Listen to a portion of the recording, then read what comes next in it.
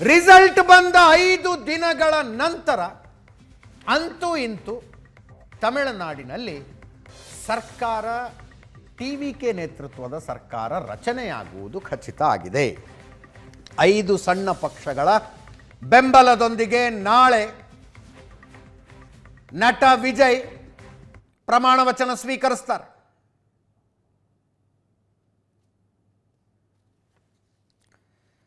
ನಡೆದ ಹೈ ಡ್ರಾಮಾದ ಬಗ್ಗೆ ನಿಮಗೆಲ್ಲ ಗೊತ್ತಿದೆ. 108 ಸ್ಥಾನಗಳನ್ನು ಪಡೆದಿದೆ ಟಿವಿಕೆ. ಟೆಕ್ನಿಕಲಿ ಅದು 107, ಯಾಕಂದ್ರೆ ವಿಜಯ್ 2 ಸ್ಥಾನದಲ್ಲಿ ಗೆದ್ದಿದ್ದಾರೆ. ಒಂದು ಮಾತ್ರ ಓಟ್ ಹಾಕೋದಕ್ಕಾಗದು. 5 ಸ್ಥಾನ ಪಡೆದಿರುವ ಕಾಂಗ್ರೆಸ್ ತರಾತುರಿಯಲ್ಲಿ ಬಂದು ಬೆಂಬಲ ಘೋಷಣೆ ಮಾಡಿಬಿಡ್ತು. 107 + 5 112 ಆಯಿತು. ಇನ್ನು 6 ಪೇಚಿಗೆ ಸಿಕ್ಕಾಕೊಂಡಿತ್ತು.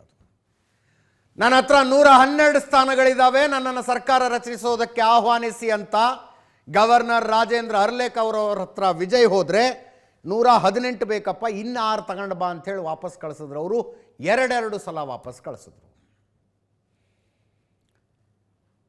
ರಾಜಭವನದ ಅಥವಾ ಲೋಕಭವನ, ಈಗ ಲೋಕಭವನದ ವಿಳಂಬ ಧೋರಣೆಯ ಬಗ್ಗೆ ದೇಶದಾದ್ಯಂತ 2 ವ್ಯತಿರಿಕ್ತ ಅಭಿಪ್ರಾಯಗಳ ವ್ಯಕ್ತ ಆದವು. ಕೇಂದ್ರದಲ್ಲಿರುವ ಬಿಜೆಪಿ ಸರ್ಕಾರದ ಮಾತು ಕೇಳಕೊಂಡು ವಿಜಯ್ರನ್ನ ಅಧಿಕಾರಕ್ಕೆ ತರದೆ ಬೇರೆ ಏನಾದರೂ ಆಲ್ಟರ್ನೇಟಿವ್ ಆಗಬಹುದಾ ಅನ್ನುವ ಪ್ರಯತ್ನ ನಡೀತಾ ಇರುವ ಕಾರಣಕ್ಕಾಗಿ ಗವರ್ನರ್ ಇದನ್ನು ತಡ ಮಾಡ್ತಿದ್ದಾರೆ ಅಂತ ಒಂದು ಚರ್ಚೆ. ಪ್ರಯತ್ನ ನಡೀತಾ ಇದ್ದದ್ದು ಹೌದು. 1972ರಲ್ಲಿ DMK ಕರುಣಾನಿಧಿಯವರ ಜೊತೆಗೆ ಜಗಳಾಡಿಕೊಂಡು MGR ಹೊರಗಡೆ ಬಂದು AIADMK ಪಕ್ಷ ಸ್ಥಾಪನೆ ಮಾಡಿದ್ದು ಆ ನಂತರದ್ದು ಇತಿಹಾಸ. 2 ದ್ರಾವಿಡ ಪಕ್ಷಗಳು ತಮಿಳುನಾಡಿನಲ್ಲಿ ಪರಸ್ಪರ ವಿರೋಧಿ ರಾಜಕಾರಣವನ್ನು ಮಾಡ್ಕೊಂಡು ಬಂದವು. ಈಗ ಪರಿಸ್ಥಿತಿ TVK single majority single largest party ಆಗಿಬಿಟ್ಟಿದೆ. ಮತ್ತೆ DMK AIADMK ಯಾಕೆ ಮೈತ್ರಿ ಆಗಬಾರ್ದು ಅಂತ ಒಂದು ಚರ್ಚೆ ಶುರುವಾಗಿತ್ತು. ಅವ್ರದ್ದು ಮೈತ್ರಿ ಆದರೆ ಒಟ್ಟು ಸಂಖ್ಯೆ 106ಕ್ಕೆ ಬರುತ್ತೆ, ಮೆಜಾರಿಟಿ ಇಲ್ಲ.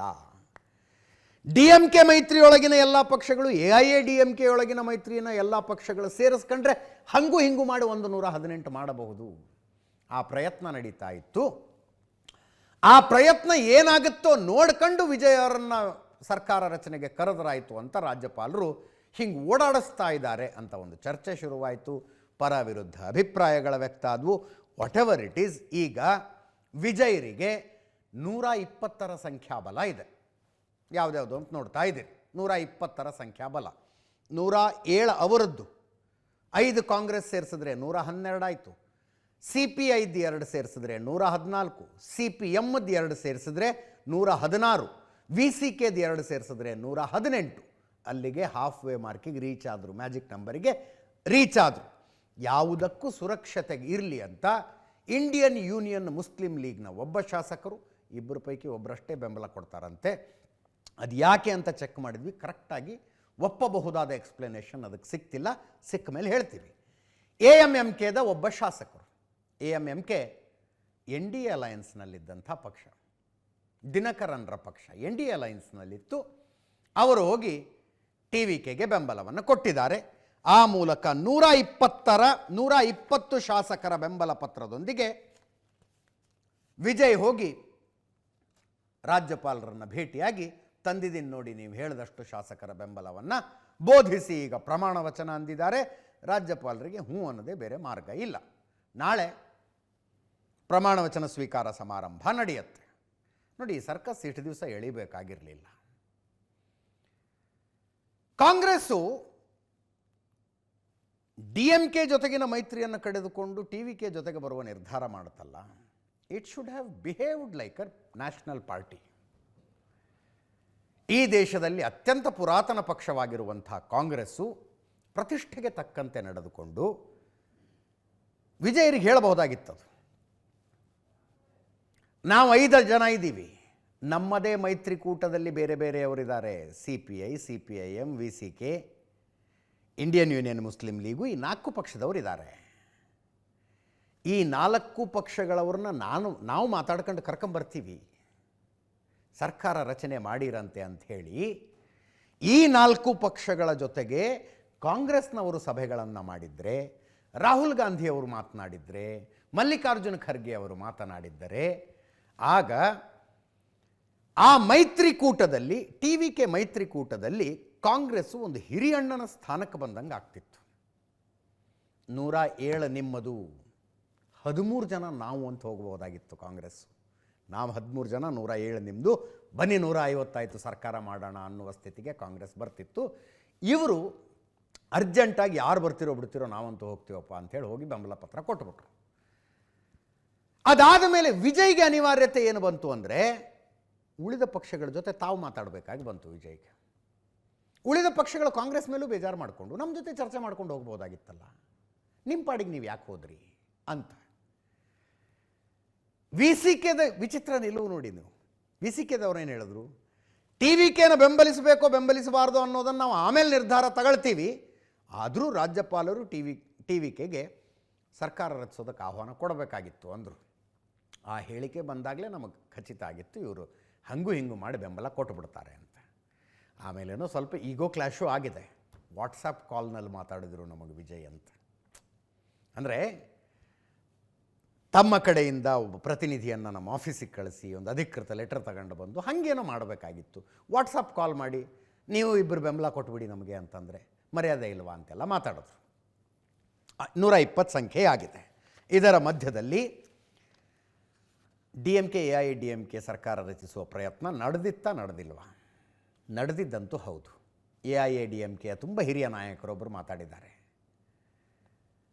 ಏನೋ ಒಂದು ಒಳ್ಳೆ ಸುದ್ದಿ ಬರುತ್ತೀರಿ ಅಂತ. ಆ ಸುದ್ದಿ ಅಂತೂ ಈಗ ಬರೋದಿಲ್ಲ. ಇದರಲ್ಲಿ ನೋಡಿ, ರಿಸಲ್ಟ್ ಮುಗಿದ ಮೇಲೆ ಕ್ಲಿಯರಿಟಿ. ಸ್ಟಾಲಿನ್ ಸೋತಿದ್ದಾರೆ, ಅವರ ಮಗ ಉದಯನಿಧಿ ಗೆದ್ದಿದ್ದಾರೆ. AIADMK ಜೊತೆಗಿನ ಮೈತ್ರಿ ಸ್ಟಾಲಿನ್ಗೆ ಮನಸ್ಸಿಲ್ಲ ಅಂತ ಹೇಳಿದ್ವಿ ನಾವು. ಉದಯನಿಧಿಗೆ ಮನಸ್ಸಿದೆಯಾ? ಇದೆ ಅಂತ ಸುದ್ದಿ. ಸ್ಟಾಲಿನ್ ಪುತ್ರ ಈ ಮಾತುಕತೆಯ ಲೀಡ್ ತಗೊಂಡಿದ್ದಂತೆ. ವಿಜಯ್ ಅಕಸ್ಮಾತ್ ಈಗ ಅಧಿಕಾರಕ್ಕೆ ಬಂದು ಒಳ್ಳೆ ಸರ್ಕಾರ ಕೊಟ್ಟುಬಿಟ್ರೆ 15-20 ವರ್ಷ ಅಲ್ಲಾಡಿಸೋದಕ್ಕಾಗೋದಿಲ್ಲ. ನನ್ನ ರಾಜಕೀಯ ಭವಿಷ್ಯ ಏನು ಅಂತ ಉದಯನಿಧಿ ಯೋಚನೆ ಮಾಡಿದ್ರಂತೆ. ಈ ಅವಧಿಗೆ ನಾವು ಅಧಿಕಾರದಲ್ಲಿ ಇರದೇ ಹೋದರೂ ಪರವಾಗಿಲ್ಲ, ವಿಜಯ್ ಅಧಿಕಾರಕ್ಕೆ ಬರೋದು ಬೇಡ ಅಂಥೇಳಿ AIADMKಗೆ ಬಾಹ್ಯ ಬೆಂಬಲ ಕೊಡುವ ಚರ್ಚೆ ನಡೆಸಿದ್ರಂತೆ. ಬಾಹ್ಯ ಬೆಂಬಲ, ನಾವು ಸರ್ಕಾರದ ಭಾಗವಾಗಿರುವುದಿಲ್ಲ, ಸರ್ಕಾರ ನೀವೇ ಮಾಡ್ಕೊಳ್ಳಿ, ನಮ್ಮ ಮಿತ್ರ ಪಕ್ಷಗಳಿದಾವಲ್ಲ, ಕಾಂಗ್ರೆಸ್ ಅಂತೂ ಹೋಗಾಗಿತ್ತು, CPI, CPIM, IUML, ಇವರಿಗೆ ಮಂತ್ರಿ ಸ್ಥಾನ ಕೊಡಿ. ಒಂದು ಕಂಡೀಷನ್ ಏನಂದರೆ, ಆ BJP ಒಬ್ಬ MLA ಇದ್ದಾರಲ್ಲ ಅವ್ರನ್ನ ಕರ್ಕೊಳ್ಳಂಗಿಲ್ಲ ಅಂತ. ಈ ಕಂಡೀಷನ್ ಮೇಲೆ ಮಾತುಕತೆ ನಡೀತಾ ಇತ್ತು. ಅಲ್ಲಿ ನೋಡಿದ್ರೆ AIADMKಯಲ್ಲಿ 2 ಬಣಗಳಾದವು. ಒಂದು ಬಣ ಅತಿ ಹೆಚ್ಚು ಶಾಸಕರನ್ನು ಹೊಂದಿದ್ದ ಬಣ TVKನ ಸಪೋರ್ಟ್ ಮಾಡೋಣ ಅಂತಿದ್ರು. ಪಳನಿಸ್ವಾಮಿ ನೇತೃತ್ವದ ಒಂದು 10-15 ಶಾಸಕರು DMK ಜೊತೆ ಸೇರ್ಕೊಂಡು ಸರ್ಕಾರ ಮಾಡೋಣ ಅಂತಿದ್ರು. ಅಲ್ಲೂ ಒಮ್ಮತ ಆಗಲಿಲ್ಲ, ಇಲ್ಲೂ ಸ್ಟಾಲಿನ್ ತಯಾರಾಗಲಿಲ್ಲ.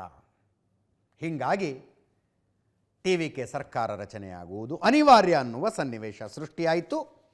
ಈಗ ನಾಳೆ ಪ್ರಮಾಣ ವಚನ. ತಂಬಿದೊರೈ ಮಾತಾಡಿದ್ರು, AIADMK ಸಂಸದ. ಇದೇನು ಇನ್ನೂ TVKಗೆ 120 ಸ್ಥಾನಗಳು ಕನ್ಫರ್ಮ್ ಆಗದೇ ಇದ್ದಾಗ ಕೊಟ್ಟ ಹೇಳಿಕೆ ಇದು. ಕೇಳಿಸ್ಕೊಳ್ಳಿ ಒಂದ್ಸಲ. ಇವ್ರದ್ದು DMK AIADMK ನಂಬರ್ ಲೆಕ್ಕಾಚಾರ ಹೆಂಗಿತ್ತು? ಇವರು 120 ಬರ್ತಿದ್ರು, ಪ್ರೊವೈಡೆಡ್ ಈಗ TVKಗೆ ಬೆಂಬಲ ಕೊಡುವುದಕ್ಕೆ ಹೋದ ಪಕ್ಷಗಳೆಲ್ಲ ಇವ್ರ ಜೊತೆಗೆ ಉಳ್ಕೊಂಡಿದ್ರೆ. ಉದಾಹರಣೆಗೆ AIADMK ಮೈತ್ರಿಯಲ್ಲಿದ್ದವರು ಯಾರ್ಯಾರು? AIADMK 47 ತಗೊಂಡಿದ್ದಾರೆ, PMK 4 ತಗೊಂಡಿದ್ದಾರೆ, AMM KM NKZ ಅಂತ ಒಂದು ಪಕ್ಷ ಇದೆ, ಅವ್ರದ್ದು 1 ಸ್ಥಾನ. ದಿನಕರನ್ ಪಾರ್ಟಿ ಇದು 1 ಸ್ಥಾನ. BJPನ ಕರ್ಕೊಳ್ಳಂಗಿಲ್ಲ ಅಂತ DMKದವ್ರು ಕಂಡೀಷನ್ ಹಾಕಿದ್ರು. BJPನ ಬಿಟ್ಟುಬಿಡಿ, ಇಲ್ಲಿ 52 ಆಯಿತು AIADMK ಮೈತ್ರಿ. DMK ನೇತೃತ್ವದ ಮೈತ್ರಿಯಲ್ಲಿ DMK 59, CPI 2, CPIM 2, VCK 2, IUML Indian union Muslim league 2, DMDK 1, total 68. 2 ಸೇರಿಸಿದ್ರೆ 120 ಆಯಿತು. 118 ಮ್ಯಾಜಿಕ್ ನಂಬರ್. ಇಷ್ಟು ಇಟ್ಕೊಂಡು ಸರ್ಕಾರ ರಚನೆ ಮಾಡೋಣ ಅಂತ ಹೊರಟಿದ್ರಂತೆ. ಇದಕ್ಕೆ ಸ್ಟಾಲಿನ್, ಈ ಪ್ರಯತ್ನಕ್ಕೆ ಸ್ಟಾಲಿನ್ ಆಶೀರ್ವಾದವೂ ಸಿಗಲಿಲ್ಲ. AIADMKಯ 30ಕ್ಕೂ ಹೆಚ್ಚು ಶಾಸಕರು ಇದನ್ನು ವಿರೋಧಿಸಿದರು. ಆ ಕಾರಣದಿಂದಾಗಿ CPI, CPM, VCK, IUMLನ ಒಬ್ಬ ಶಾಸಕ, DMDKದ ಒಬ್ಬ ಶಾಸಕ, ಈ AIADMK ಮೈತ್ರಿಯಲ್ಲಿದ್ದಂಥ AMM KM NKZ ಪಕ್ಷದ ಒಬ್ಬ ಶಾಸಕ ಹೋಗಿ TVKಗೆ ಬೆಂಬಲ ಕೊಟ್ಟಿದ್ದಾರೆ. 120 ಸ್ಥಾನದೊಂದಿಗೆ ಅವರ ಸರ್ಕಾರ ರಚನೆ ಆಗ್ತಾ ಇದೆ. ಈ DMK AIADMK ಮೈತ್ರಿಯ ಪ್ರಯತ್ನಗಳು ಎಷ್ಟು ಸೀರಿಯಸ್ ಆಗಿದ್ದವು? ತುಂಬ ಸೀರಿಯಸ್ ಆಗಿದ್ದವು. ಉದಯನಿಧಿ ಸ್ಟಾಲಿನ್ರನ್ನು ಒಂದು ನ್ಯಾಷನಲ್ ಚಾನಲ್ನ ಪತ್ರಕರ್ತರೊಬ್ಬರು ಇದೇ ಪ್ರಶ್ನೆ ಕೇಳ್ತಾರೆ. ಏನು ಸರ್ ನೀವು ಸರ್ಕಾರ ರಚನೆ ಮಾಡ್ತಿದ್ದೀರಾ? ಹೌದು ಅಂದರೆ ವೇಟ್ ಆ್ಯಂಡ್ ವಾಚ್ ಅಂತಾರೆ ಅವರು. AIADMKಗೆ ಬಾಹ್ಯ ಬೆಂಬಲ ಕೊಡ್ತಾ ಇದ್ದೀರಂತ ಹೌದಾ ಅಂದರೆ ನಕ್ಕು ಸುಮ್ಮನೆ ಹೋಗ್ಬಿಟ್ರು. ಕನ್ನಿಮೋಳಿ ಅವರು ಮಾತ್ರ ಆಯ್ತು, ಈಗ ಅದು ಮುಗಿದು ಹೋದ ಕಥೆ. DMK AIADMKದ ಮೈತ್ರಿಯ ಪ್ರಯತ್ನಗಳ ಮುಗಿದು ಹೋದ ಕಥೆ. CPIMನವರು ಬೆಂಬಲ ಘೋಷಿಸಿಯಾಗಿದೆ. IUMLನ ಒಬ್ಬ ಶಾಸಕರು ಬೆಂಬಲ ಘೋಷಿಸಿಯಾಗಿದೆ. ಕಮ್ಯುನಿಸ್ಟ್ ಪಕ್ಷದ ಪತ್ರಿಕಾಗೋಷ್ಠಿ ನಡೀತು. ನಾವು ಅವತ್ತೇ ಬೆಂಬಲ ಘೋಷಿಸಿ ಬಿಡ್ತಿದ್ವಿ, ಸ್ಟಾಲಿನ್ ಒಂದು ಸ್ವಲ್ಪ ವೇಟ್ ಮಾಡಿ ಅಂತ ನಮ್ಮನ್ನು ನಿಲ್ಲಿಸ್ಕೊಂಡಿದ್ರು ಅಂತ. ಯಾಕೆ ಹಂಗೆ ಹೇಳಿದ್ರು ಗೊತ್ತಿಲ್ಲ. ಇನ್ನೊಂದು ಕಡೆ ಸ್ಟಾಲಿನ್ ನೋಡಿದ್ರೆ, ನಾನು 2 ದಿನಗಳಿಂದ ಹೇಳ್ತಾ ಇದ್ದೀನಿ, ಈ ರಿಸಲ್ಟ್ ಬಂದ ನಂತರದ ಸ್ಟಾಲಿನ್ ಅವರ ನಡವಳಿಕೆ ಇದೆಯಲ್ಲ, ಅದು ರಾಜಕಾರಣದಲ್ಲಿ ಮಾಡೆಲ್ ಆಗಬಲ್ಲಂಥ ನಡವಳಿಕೆ. ಮಮತಾ ಬ್ಯಾನರ್ಜಿಗೆ ಮಾಡೆಲ್ ಆದರೆ ಇನ್ನೂ ಒಳ್ಳೆಯದು. ನೋಡಿ, ಸೋತ್ವಿ ಅಂತ ಖಚಿತ ಆದ ತಕ್ಷಣ ಹೋಗಿ ರಾಜೀನಾಮೆ ಕೊಟ್ಟರು. TVKಗೆ ಮೆಜಾರಿಟಿ ಇಲ್ಲ. ಪಳಗಿದ ರಾಜಕಾರಣಿ ಸ್ಟಾಲಿನ್ ಒಂದು ಪ್ರಯತ್ನ ಪಟ್ಟರೆ TVKಯನ್ನು ಅಧಿಕಾರಕ್ಕೆ ಬರದಂತೆ ತಡೆದು ನಮ್ಮದೇ ಸರ್ಕಾರ ಮಾಡಿಬಿಡಬಹುದು ಅನ್ನುವ ಲೆಕ್ಕಾಚಾರ ಡೆಫಿನೆಟ್ಲಿ ಹಾಕಿರ್ತಾರ ಲೆಕ್ಕಾಚಾರನ. But he took a matured decision. ಜನ ನಮ್ಮನ್ನು ತಿರಸ್ಕರಿಸಿದ್ದಾರೆ ಅಂತ. 5 ವರ್ಷ ಅಧಿಕಾರ ನಡೆಸಿದ ನಂತರ ನಮಗೆ ಬರೀ 59 ಸ್ಥಾನ ಕೊಟ್ಟಿದ್ದಾರೆ ಅಂದರೆ ನಮ್ಮ ಆಡಳಿತ ಜನರಿಗೆ ಇಷ್ಟ ಆಗಿಲ್ಲ. ನಾವು ಅಡ್ಡದಾರಿಯ ಮೂಲಕ, ಹಿತ್ತಲು ಬಾಗಲ ಮೂಲಕ ಅಧಿಕಾರಕ್ಕೆ ಹೋಗಬಾರದು ಅನ್ನುವ ನಿರ್ಧಾರಕ್ಕೆ ಸ್ಟಾಲಿನ್ ಬಂದರು. ಅಂದರೆ ಅವರು ಶಾಸಕರ ಜೊತೆ ಏನೇನು ಮಾತಾಡಿದ್ರು ಅಂತ ಮಾಹಿತಿಗಳು ಹೊರಗೆ ಬಂದವಲ್ಲ, ಅದರ ಆಧಾರದ ಮೇಲೆ ಹೇಳ್ತಾ ಇರೋದು. ಪೋಸ್ಟ್ಪೋಲ್ ಅಲಯನ್ಸ್ ಯಾರ್ಯಾರು ಏನೇನೋ ಮಾಡ್ಕೊಂಡ್ಬಿಡ್ತಾರೆ. ಎಲೆಕ್ಷನ್ನಲ್ಲಿ ಇನ್ನೇನು ಚಪ್ಲಿಲಿ ಬಡದಾಡ್ತಾರೇನೋ ಅನ್ನೋ ಹಂಗೆ ಪ್ರಚಾರ ಮಾಡಿ ರಿಸಲ್ಟ್ ಬಂದ ಮೇಲೆ ಅವರನ್ನು ದೂರ ಇಡೋದಕ್ಕೆ ನಾವು ಒಂದು, ಇವರನ್ನು ದೂರ ಇಡೋದಕ್ಕೆ ನಾವು ಒಂದು ಅಂಥೇಳಿ ಅಲಯನ್ಸ್ ಮಾಡ್ಕೊಂಡ್ಬಿಡ್ತಾರೆ. ಸ್ಟಾಲಿನ್ ಅದನ್ನು ಮಾಡಬಹುದಾಗಿತ್ತು. AIADMKಗೆ ಬಾಹ್ಯ ಬೆಂಬಲ ಕೊಟ್ಟು, ಅಥವಾ ನೀವು ನಮಗೆ ಬೆಂಬಲ ಕೊಡಿ ಅಂತಾನೋ ಹೇಳಿ ಹಂಗೂ ಹಿಂಗೂ ಮಾಡಿ 120 ಸಂಖ್ಯೆ ಮಾಡಿ, ಯಾರೋ ಒಬ್ಬ CM ನನ್ನ ಮಗನ DCM ಮಾಡಿ ಅಂತಾನೋ, ಅಥವಾ ನಮ್ಮದೇ ದೊಡ್ಡ ಪಾರ್ಟಿ ನನ್ನ ಮಗನೇ CM ಆಗಲಿ ಅಂತಾನೋ ಏನೋ ಒಂದು ಮಾಡಬಹುದಾಗಿತ್ತು. He said no. ತಮ್ಮ ಮಿತ್ರ ಪಕ್ಷಗಳಿಗೂ ಹೇಳಿದ್ರು, ನೀವು ಹೋಗಿ ಬೆಂಬಲ ಕೊಡೋದಿದ್ರೆ ಕೊಟ್ಕೊಳ್ಳಿ ಅಂತ. ಈಗ ಕಾಂಗ್ರೆಸ್ಸು DMK ಮೈತ್ರಿಯಿಂದ ದೂರ, DMK INDA ಮೈತ್ರಿಕೂಟದಿಂದ ಹೊರಗೆ ಬಂತು. ಕನ್ನಿಮೋಳಿ ಅವರು ಲೋಕಸಭಾ ಸ್ಪೀಕರ್ ಓಂ ಬಿರ್ಲಾ ಅವರಿಗೆ ಪತ್ರ ಬರೆದಿದ್ದಾರೆ. ನಾವು ಈಗ ಆ ಮೈತ್ರಿಕೂಟದಲ್ಲಿಲ್ಲ, ಸಂಸತ್ತಿನ ಅಧಿವೇಶನದಲ್ಲಿ ನಮ್ಮ MPಗಳಿಗೆ ಪ್ರತ್ಯೇಕವಾದ ಸೀಟ್ ಕೊಡಿ ಅಂತ, ಪ್ರತ್ಯೇಕವಾದ ಸೀಟ್ ಮಾಡಿಕೊಡಿ ನಮಗೆ ಅಂತ. ಗೊತ್ತಿಲ್ಲ ಇವರು INDAಯಿಂದ ಹೊರಗೆ ಬಂದಿದ್ದಾರೆ ಅಂದರೆ NDA ಮೈತ್ರಿಕೂಟದ ಬಗ್ಗೆ ಏನು ಅಭಿಪ್ರಾಯದಲ್ಲಿದ್ದಾರೋ ಗೊತ್ತಿಲ್ಲ ನಮಗೆ. ಇದು ಯಾಕೆ ಮ್ಯಾಟರ್ ಆಗುತ್ತೆ ಅಂದರೆ, ಮೊನ್ನೆ ಈ ಮಹಿಳಾ ಮೀಸಲಾತಿ ವಿಧೇಯಕಕ್ಕೆ ಸೋಲಾಯಿತು ನೋಡಿ, 2/3 ಮೆಜಾರಿಟಿ ಬೇಕು ಅಂತ. ಅಕಸ್ಮಾತ್ ಮುಂಚೆ ಈ ಬೆಳವಣಿಗೆ ನಡೆಯೋದಕ್ಕೆ ಸಾಧ್ಯನೂ ಇರಲಿಲ್ಲ, ನಡೆದಿದ್ದರೆ DMK ಸಂಸದರು ಆ ಮೀಸಲಾತಿ ವಿಧೇಯಕವನ್ನು ಬೆಂಬಲಿಸ್ತಾ ಇದ್ರ, ವಿರೋಧಿಸ್ತಾ ಇದ್ರ ಅನ್ನೋ ಕುತೂಹಲ ಅಷ್ಟೇ. 22 ಜನ ಇದ್ದಾರೆ MPಗಳು, 22 MPಗಳಿದ್ದಾರೆ. ತಮಿಳುನಾಡು BJP ಹೇಳ್ತಾ ಇದೆ, ನಾವೇನೇನೋ ಪ್ರಯತ್ನ ಪಟ್ವಿ, ನಮಗೇನು ಓಟ್ ಹಾಕಿಲ್ಲ ಜನ, ಆದ್ದರಿಂದ ಸರ್ಕಾರ ರಚನೆಯ ಯಾವ ಪ್ರಯತ್ನದ ಭಾಗವೂ ನಾವಲ್ಲ ಅಂತ. DMK AIADMKದವ್ರು ಪ್ರಯತ್ನ ಮಾಡಿದ್ರು ನಾವು ಅದರ ಭಾಗ ಅಲ್ಲ, TVKದವ್ರು ಪ್ರಯತ್ನ ಮಾಡಿದ್ರು ನಾವು ಅದರ ಭಾಗವಲ್ಲ ಅಂತ ಗವರ್ನರ್ ವಿಜಯರನ್ನು ಸರ್ಕಾರ ರಚಿಸುವುದಕ್ಕೆ ಆಹ್ವಾನಿಸದೆ ತಡ ಮಾಡಿದ್ದನ್ನು ಹಿರಿಯ ವಕೀಲ ಕಪಿಲ್ ಸಿಬಲ್ ಖಂಡಿಸಿ ಮಾತನಾಡಿದ್ದಾರೆ. ಈ ಕರೆದ್ರಲ್ಲ ಮುಗಿತೀನಿ, ಇನ್ನು ಈ ಹೇಳಿಕೆಗಳಿಗೆ ಏನು ತೂಕ ಇಲ್ಲ. ನಾಳೆ ಪ್ರಮಾಣ ವಚನ ಯಥಾ ಪ್ರಕಾರ ನಡೆಯುತ್ತೆ. BJP ಸಂಘಟನಾ ಕಾರ್ಯದರ್ಶಿ BL ಸಂತೋಷ್ ಅವರು ಟ್ವೀಟ್ ಮಾಡಿದ್ರು, ತಮಿಳುನಾಡಿನಲ್ಲಿ ಯಾರು ಸರ್ಕಾರ ರಚಿಸ್ತಾರೆ ಅನ್ನೋದನ್ನು ಕಾಲವೇ ಹೇಳಬೇಕು, ಆದರೆ ಕಾಂಗ್ರೆಸ್ ಕೊನೆಯಲ್ಲಿ ಮುಖಕ್ಕೆ ಮೊಟ್ಟೆಯಲ್ಲಿ ಹೊಡೆಸಿಕೊಂಡಂತಾಗುತ್ತದೆ ಅಂತ.